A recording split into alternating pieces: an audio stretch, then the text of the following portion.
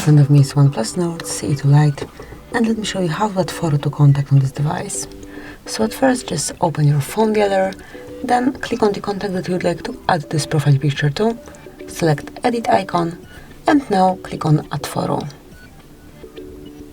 And as you can see, you can either take a photo, so it's just perfect if someone's staying right in front of you, or you can choose something from your gallery. So let me pick something from my gallery, then you can select the album from which you want to pick your wallpaper from.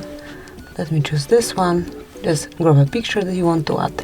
You can smoothly customize it, rotate it, and then just click on save copy. Click on save then to apply to your contact, and that's it. As you can see, from now on this photo is assigned to this contact. So that would be all. This is it. Thank you for watching. Please subscribe our channel and leave the thumbs up.